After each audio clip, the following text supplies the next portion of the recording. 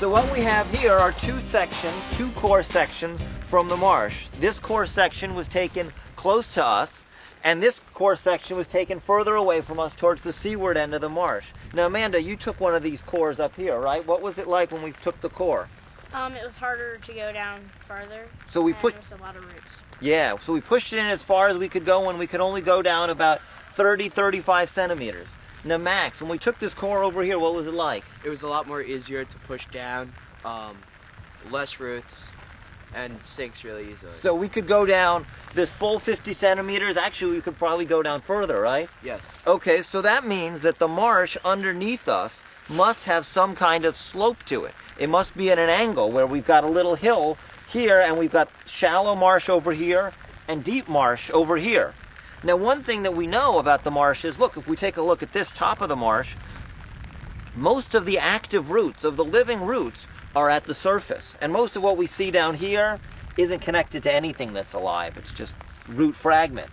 So what that means, if we look down both of the cores, is that there was a point when the marsh surface was up here and down here and down here and down here. So it means that at one point we had a living marsh over here at a time when there was actually just a sandy hill slope over here, maybe like a beach dune.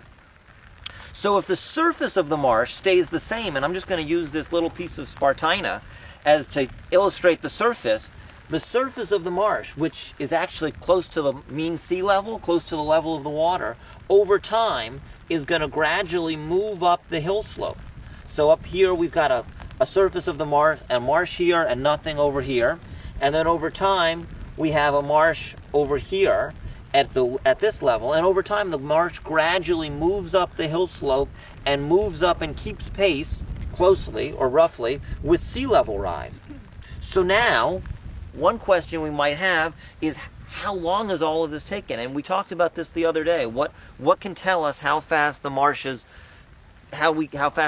grow? Do you remember what that was? Isotopes? Right, the naturally occurring isotopes, like natural occurring isotopes of lead and carbon, can tell us how long ago these processes happened and how fast the marsh has moved. So, any questions? Yeah. Why does it get more like orangish down towards the bottom of the second? Oh, that's a good question. So actually, the colors of this tell us something about the chemistry of the environment. These plant roots, it's hard to live in the marsh, and so the only plants that can live here are these special marsh plants that can bring oxygen down to their roots. So now if you look up here, it's a little more orangey up here, and down here it's a little darker, and it's gotten a little washed with the rain, but up here it's orangey and up here it's darker. This orange comes from iron oxides, like rust. And this dark color in here comes from iron that's bonded with sulfur and not oxygen. So it's got this darker color. So the marsh plants, not only do they tell us about the history of the marsh, but they also control the marsh as well. So, good question.